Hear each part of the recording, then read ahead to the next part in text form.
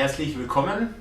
Heute möchte ich euch zeigen, wie ich meinen neuen PC mit einem Darkbase 700 und allen weiteren Komponenten zusammenbaue.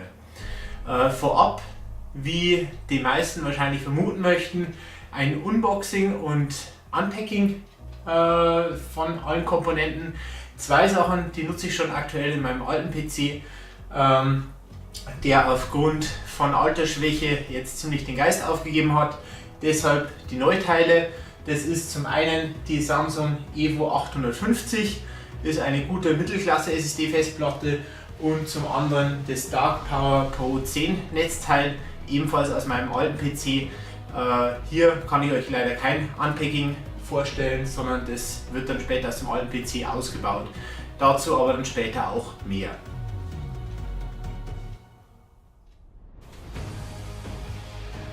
Gut, legen wir los. Zuerst mit dem wohl wichtigsten Baustein von dem ganzen PC, dem Gehäuse, dem Darkbase 700 von Be Quiet.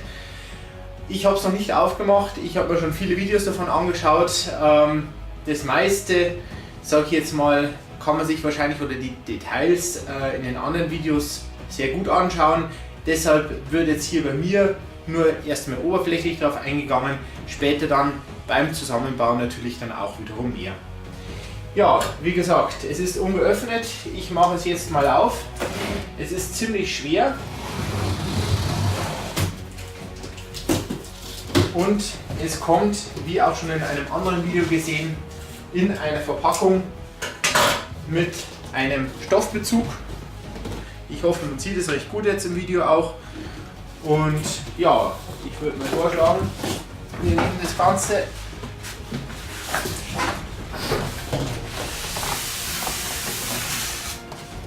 und stülpen es mal raus. Dann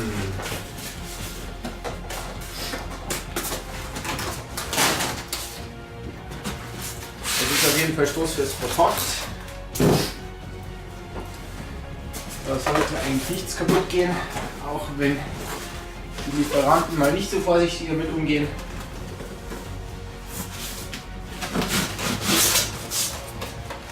So. Es kommt zum Vorschein eine Gebrauchsanweisung. Ich zeige es jetzt nur ganz kurz mal her. Wahrscheinlich nicht unbedingt so dringend nötig. Schauen wir dann später mal rein. Ansonsten jetzt das Herzstück.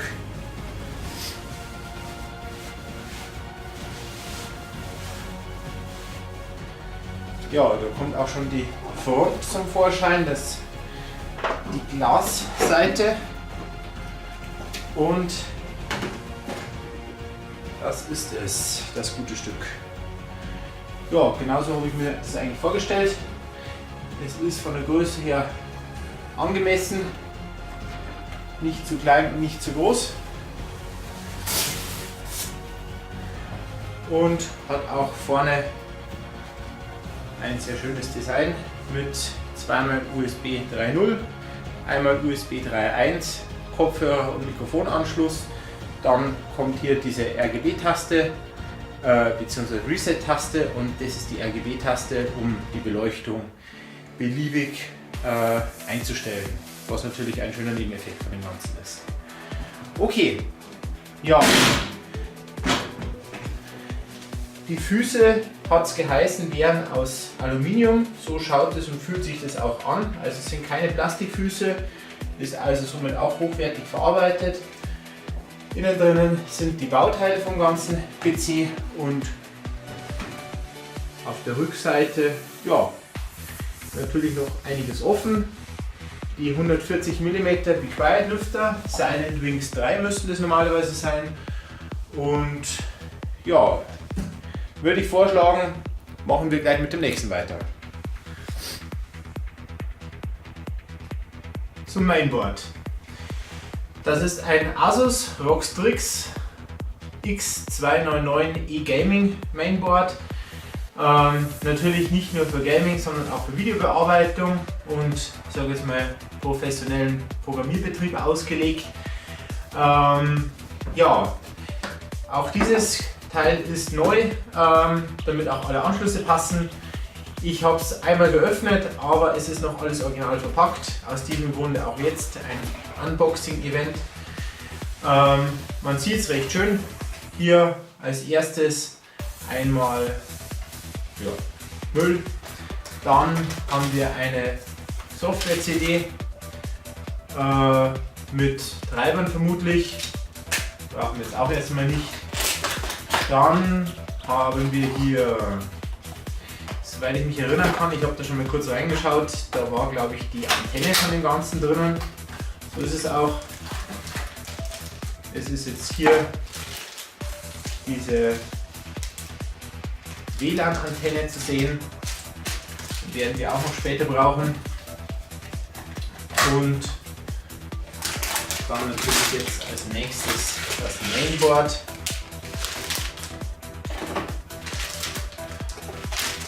Das packen wir auch gleich mal aus.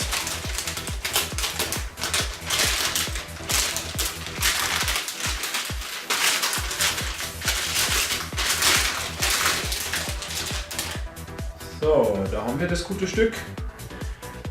Es hat insgesamt 8 DDR4 Slots für Arbeitsspeicher. Ich werde später nur 2 Slots benötigen mit jeweils 16 GB DDR4 2666er RAM von Corsair. Vielleicht auch nur vorab schon mal, das werden die Arbeitsspeicherriegel sein. Kommt aber das Unboxing auch gleich im Anschluss. Besonderheit an diesem Mainboard ist, dass es auch einen M2-Anschluss für SSD-Festplatten hat. Dieser befindet sich hier unter diesem Panel bzw. unter dem Kühlkörper. Dazu müssen diese 3 Schrauben gelöst werden und dann kann dort auch so eine M2 SSD-Festplatte montiert werden. Eine zweite Möglichkeit für M2 SSD-Festplatten besteht auch hier. Dort kann man die mehr oder weniger waagerecht montieren. Da ist ein zusätzliches Bauteil dafür dabei, um die eben auch so zu montieren. Okay, ansonsten ja, vielleicht hier unten noch ein kleines Display, welches Fehlercodes anzeigt, falls denn irgendwelche Fehler vorhanden sein sollten. Dürfte vermutlich in roter Schrift aufleuchten. Wir werden es dann sehen, wenn es eingebaut ist. Die Vorderseite hier ist durch einen Plastikkasten im Endeffekt abgeschlossen. Eine vordere Abdeckung in Schwarz ist letztendlich auch noch mit dabei. Sehen wir dann gleich bei den Teilen, die wir dann rausholen. Ich lege das Ganze jetzt mal zur Seite und schauen mal, was noch in dem Karton drinnen ist. So, dann haben wir hier einmal einen leeren Karton. Dann kommt jetzt hier die Gebrauchsanweisung. Brauchen wir jetzt auch erstmal nicht.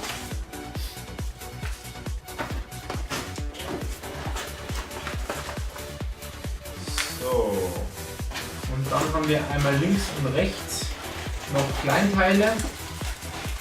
Das sind hier verschiedene Stecker und Kabel. Das dürfte teilweise auch für die RGB-Beleuchtung sein. Hier haben wir, wie bereits erklärt, für die M2 SSD-Festplatte diesen Steckkartenslot letztendlich, um hier oben dann diese Befestigung zu machen. Die werden wir auch nicht brauchen, oder ich werde es im Moment nicht benötigen. Und ansonsten hier ist dann noch die Abdeckung dabei für die Anschlüsse vom Mainboard mit schwarz letztendlich lackiert. Hinten ist es natürlich ganz normal Blechlackierung und ansonsten haben wir jetzt hier auch noch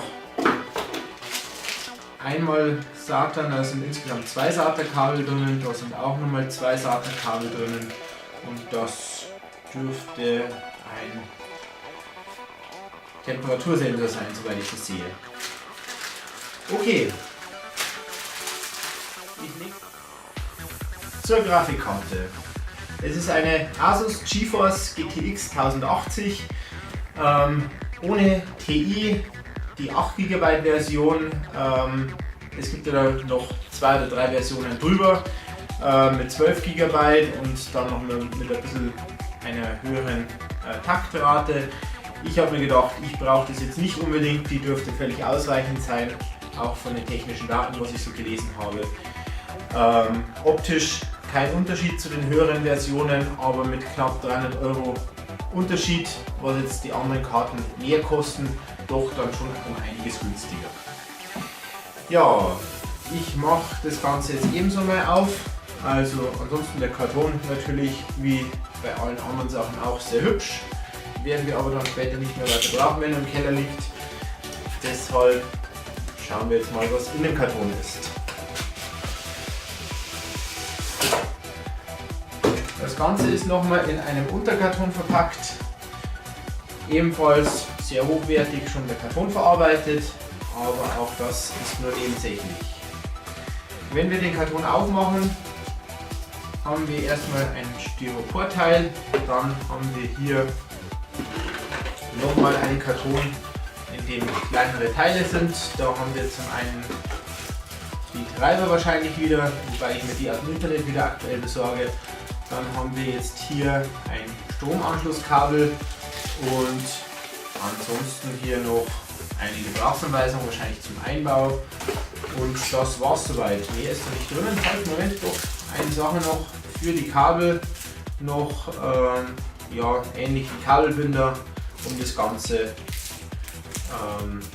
ja, ein bisschen besser dann optisch zu verstauen, wenn man es dann mal montiert hat. Ja, legen wir das auch mal zur Seite. Jetzt kommen wir zum Herzstück.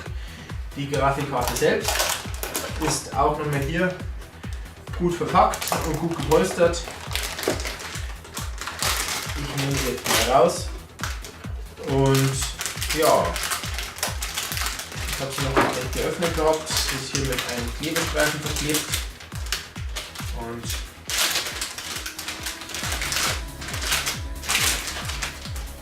das ist das gute Stück. Unten ist noch ein Kontaktschutz angebracht.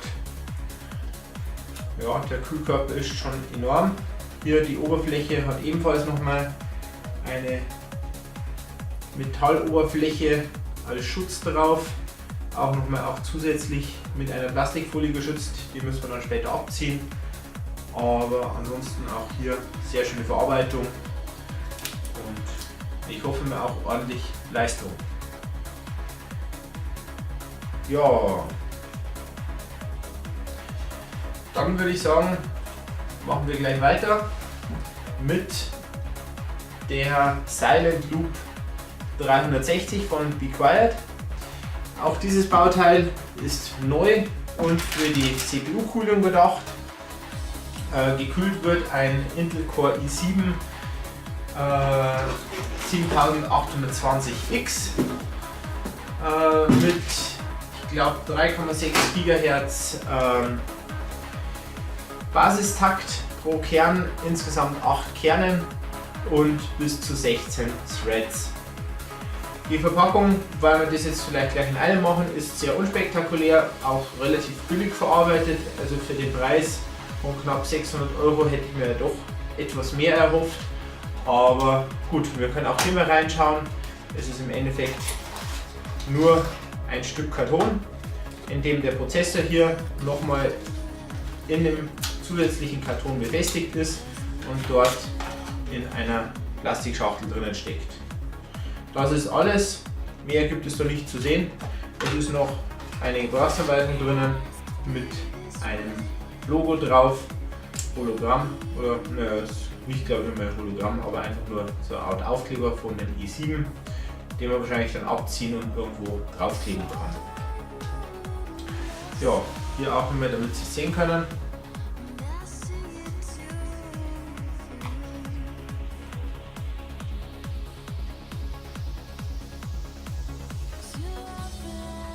Zur Silent Loop 360. Das ist eine Wasserkühlung, ebenfalls von Be Quiet. Gibt es in den verschiedensten Ausführungen, einmal 120, 140, 240, 280 und 360 mm. Je nachdem unterscheiden sich natürlich auch die Radiatoren in der Größe. Ich denke mir, dass dieses 360 mm auch gut in den Deckel von diesem Be Quiet Dark Base 700 passt. Ich werde es auf jeden Fall dort versuchen einzubauen. Vielleicht werde ich doch feststellen, so wie der ein oder andere auch schon im anderen YouTube-Video es gezeigt hat, dass man es in die Front einbaut, was ich allerdings nicht für ganz schön befinde. Aber ich werde es mir dann anschauen, sobald ich jetzt dann mit dem Einbauen des Gehäuses anfange. Zum Unboxing, auch dieses ist noch ungeöffnet. Es war lediglich eine Plastikfolie außenrum. Wir haben jetzt hier einmal wieder die Gebrauchsanweisung und ansonsten einmal Styropor, und dann kommt ja doch schon ziemlich viel zum Vorschein. Da muss ich direkt quer halten, dass man alles sieht, was drinnen ist. Wir haben einmal hier den Radiator mit der Kühlung, beziehungsweise hier vorne mit der Wasserpumpe dran, was dann auch auf den Prozessor aufgebracht wird. Und dann haben wir insgesamt dreimal die Be Quiet PureWings 2. Da, wie gesagt, gäbe es ja eine höhere Version, die SilentWings 3, aber ich denke mir auch, dass diese Lüfter ziemlich gut sein müssen.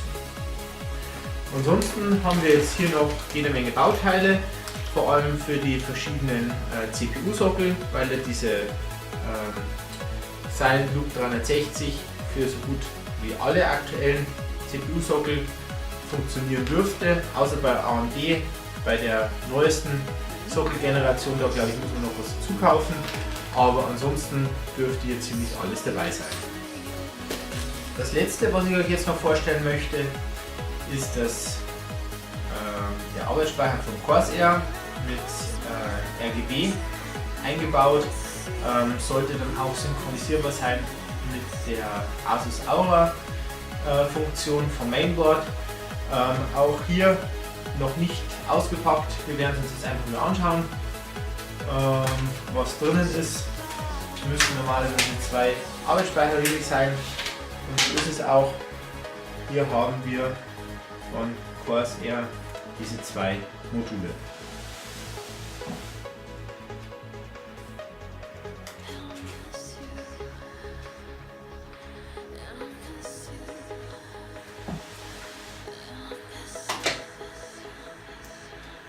Gut, bevor ich jetzt mich mit dem Gehäuse näher befasse, werde ich schon einmal den Prozessor einbauen in das Mainboard.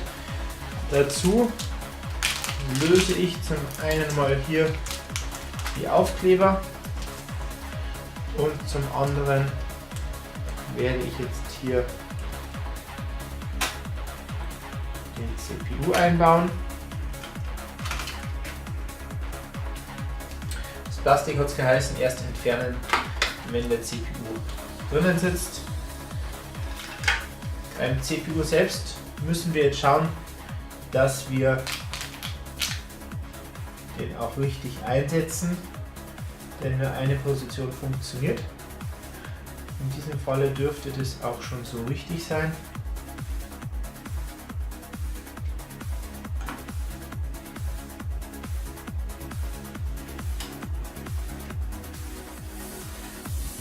So.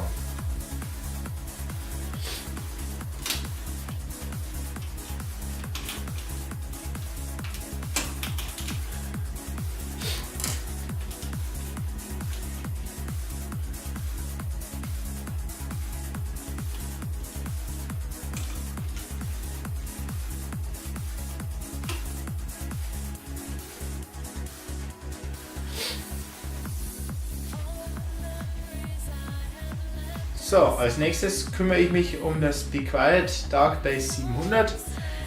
Wie gesagt, ich habe noch keine Erfahrung damit. Ich werde es einfach mal direkt auseinanderschrauben und dann mal schauen, wie man das Ganze dann wieder zusammenbringt.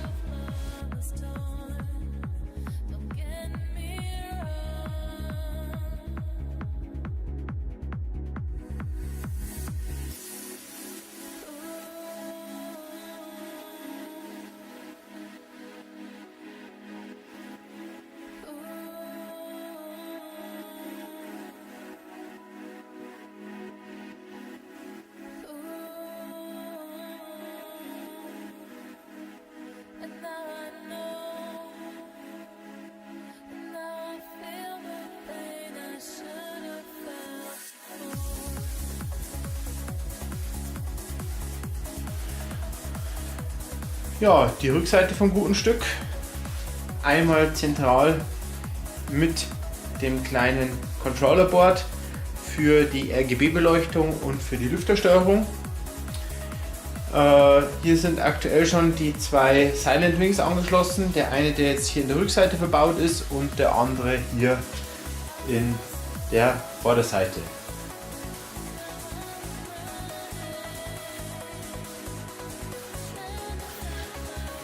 So, ich habe jetzt mal hier gewechselt, damit man hier auch gut sehen kann, wie wir das Ganze einbauen.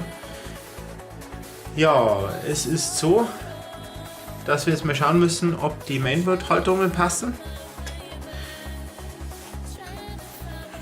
Es dürfte sogar passen. Ich glaube, da brauchen wir gar nichts umbauen.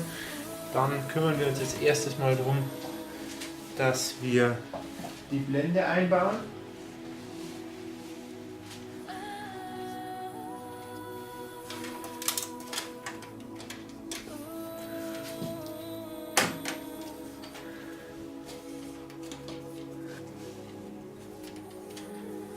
Gut, die Blende sitzt.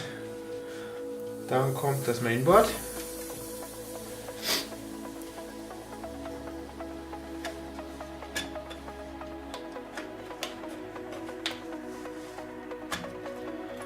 Und es passt wie angegossen. Wunderbar. Ja, jetzt war ich gerade dabei, die Schrauben zu sortieren. Nur, dass Sie es mal hier auch sehen. Das sind verschiedene Packungen. In der Beschreibung drinnen steht, dass es von dem Gehäuse hier insgesamt 8 Schrauben für das Mainboard gibt, und diese Schrauben nehme ich jetzt dann auch her.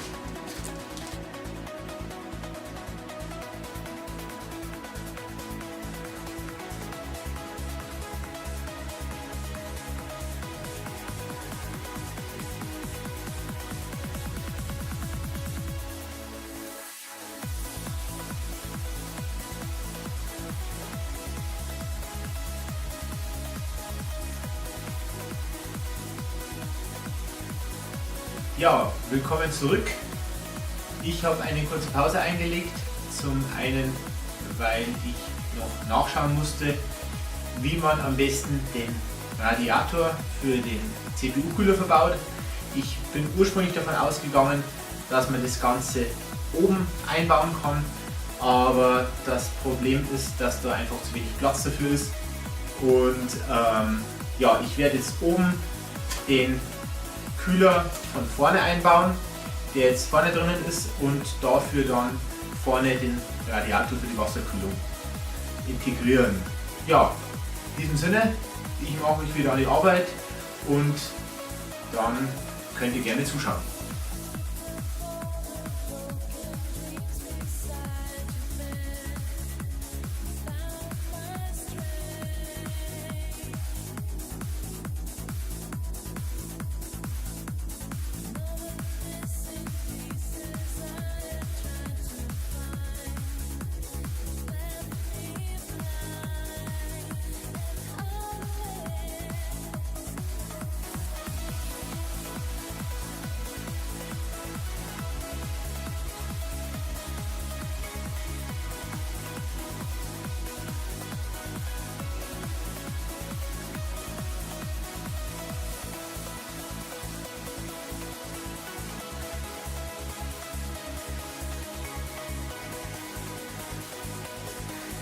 So, nach einigem Testen habe ich mich jetzt doch wirklich endgültig dazu entschlossen, den Radiator vorne einzubauen. Hat auch recht gut funktioniert. Im Endeffekt schaut das Ganze jetzt so aus. Ich drehe es gerade mal um.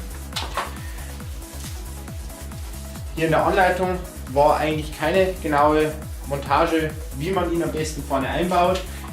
In YouTube sieht man ein paar verschiedene Videos, wie es theoretisch möglich wäre. Ich habe es letztendlich jetzt so gemacht, dass nur der Radiator zu sehen ist, ohne Lüfter. Man könnte natürlich hier auch noch mit Lüfter einbauen.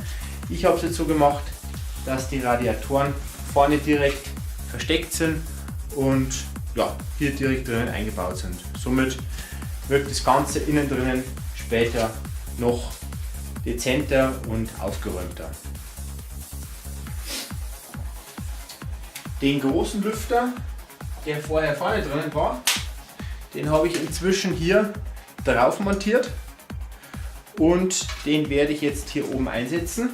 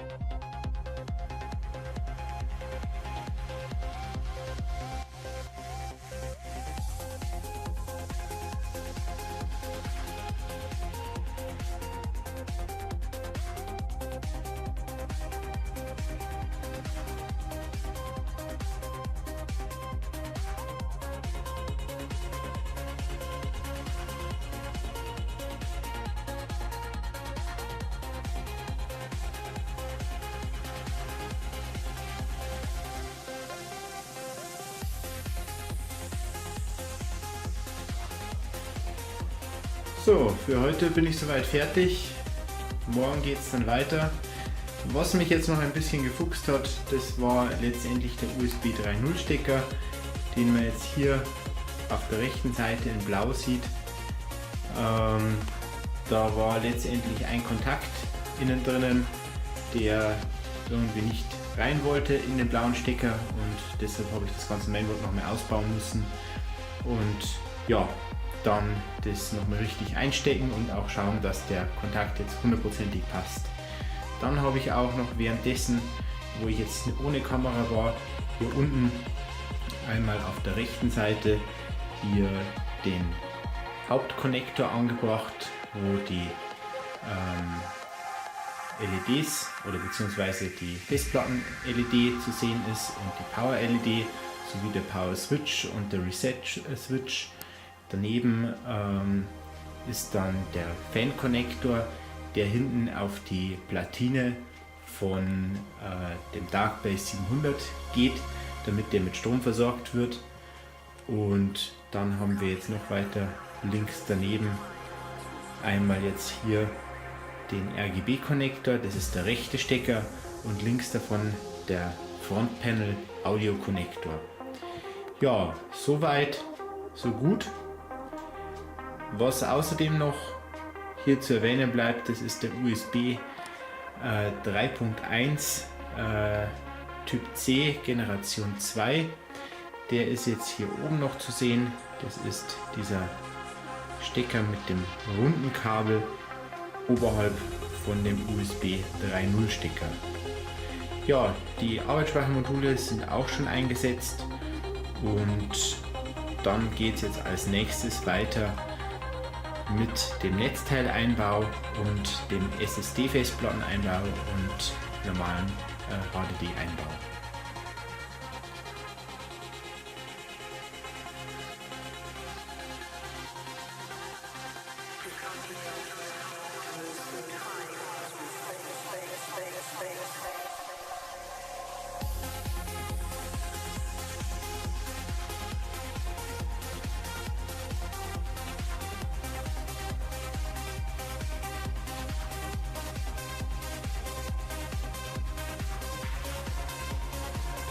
So, was ich jetzt schon gemacht habe, das ist, dass ich die Laufwerksschächte unten ausgebaut habe.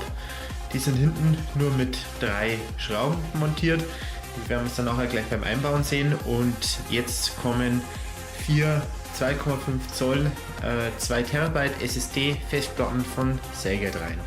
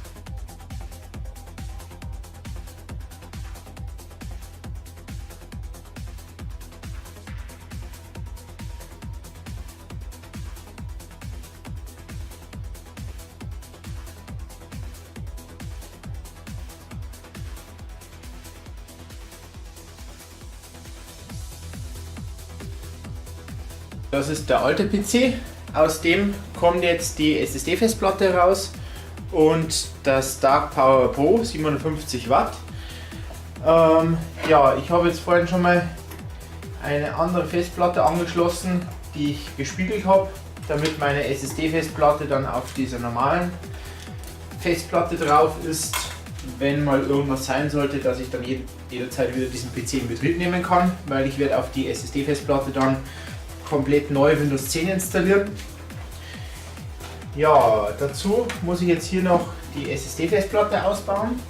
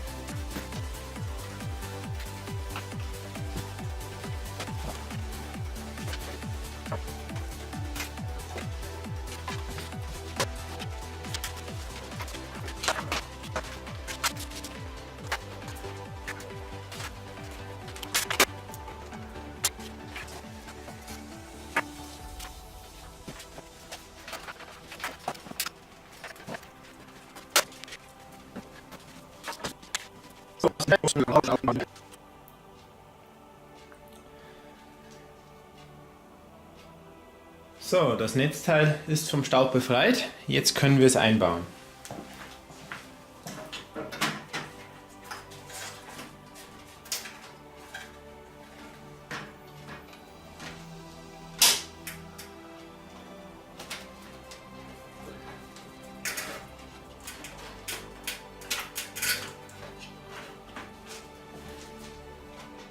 So, das Netzteil ist eingebaut und alle Kabel auch schon schön verkabelt. Ich muss zwar sagen, das Be Quiet Dark Power Pro ist insgesamt ein sehr schönes Netzteil. Allerdings ist natürlich jetzt hier, wo viel schwarz drinnen ist, die Kabel vielleicht hier in gelb nicht ganz so schön. Genauso auch jetzt hier vom ATX-Stecker. man sieht es relativ gut. Aber ansonsten natürlich ein sehr praktisches Netzteil, weil es jetzt unten praktisch die Möglichkeit gibt, nur die Kabel einzustecken, die man wirklich braucht. Außerdem gibt es auch noch von dem Be Quiet Netzteil, wir sehen es hier auf der Rückseite, ich habe es eingebaut, so eine Art Power Switch, wo man das Netzteil sozusagen auf höhere Leistung stellen kann. Natürlich hier einen kompletten Power Switch für Ein- und Aus. Ja, ansonsten, wenn wir uns die Rückseite mal anschauen, ich habe es versucht, möglichst schön zu verlegen, aber letztendlich, das kommt dabei raus. Es sind einfach viele Kabel und es lässt sich nicht vermeiden, dass es dann hier hinten doch etwas heftiger ausschaut. Die SSD-Festplatte habe ich hier auch eingebaut und ansonsten, ja, die 4 Festplatten haben wir jetzt hier drinnen. Es sind 4x2 Terabyte Festplatten, ergibt also somit eine Gesamtsumme von 8 Terabyte. Ich bin noch im Moment am Überlegen, ob ich das in einem RAID-Verbund betreibe. Muss ich mir jetzt anschauen, was es da für Möglichkeiten jetzt gibt seitens vom Mainboard. Ja, in diesem Sinne schraube ich jetzt das Ganze mal zusammen. Ist eigentlich nicht mehr viel. Hier vorne geht eigentlich alles zum Klipsen. Ich fange einfach mal an. Zuerst kommt der Luftfilter. Den stecken wir jetzt bloß hier oben rein und klipsen den oben rein. Hier unten wäre übrigens der untere Luftfilter, den man auch jederzeit problemlos entnehmen kann. Dann setzen wir die Front drauf. Auch diese ist nur mit Plastikclips geklipst und hat auch hier unten für die RGB-Beleuchtung diese Kontakte.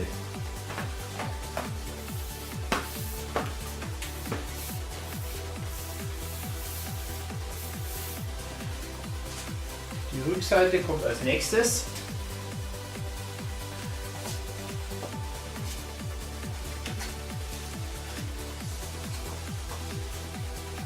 So. Gerade so, dass es noch zugeht, obwohl eigentlich der Platz schon sehr geräumig ist, aber bei so vielen Kabeln geht auch hier schon ziemlich der Platz zur Neige. Es geht aber noch alles schön zu, ist auch bündig, steht nichts heraus.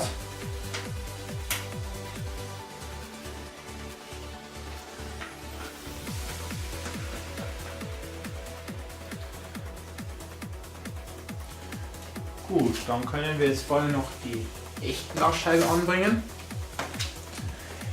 Davor kommt noch unten die Blende für das Netzteil, wirkt auch sehr schön.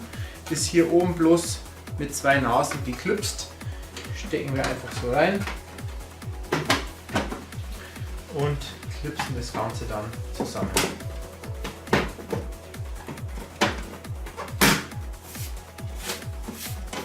So.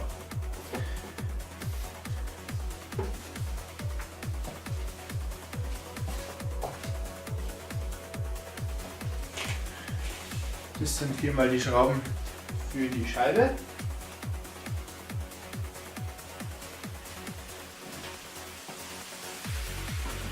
Die setzen wir jetzt ebenfalls auf diese Haltenasen drauf.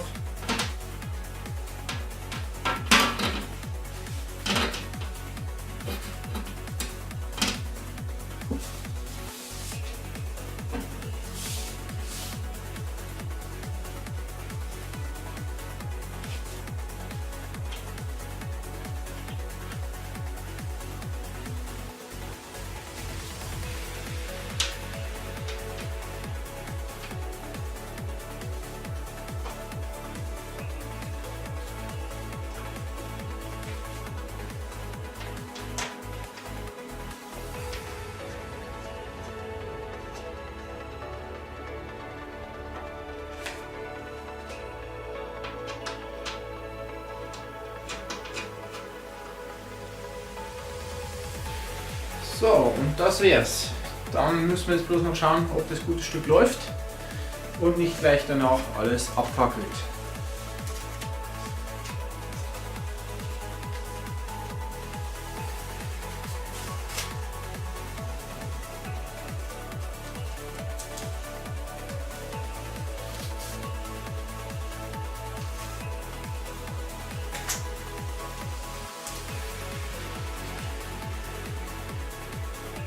So, eingesteckt ist soweit alles.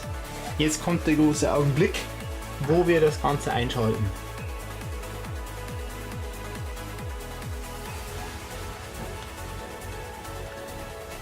Ich betätige den Powerknopf.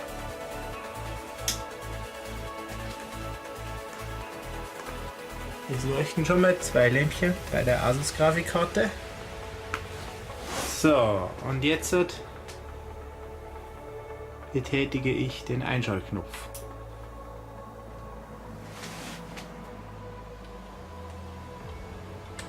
So.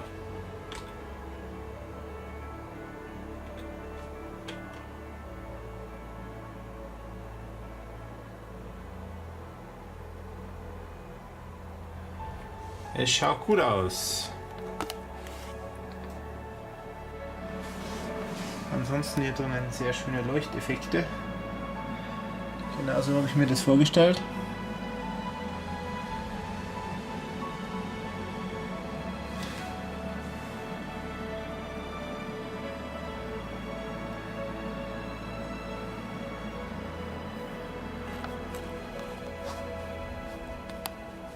Meine Maus funktioniert jetzt auch.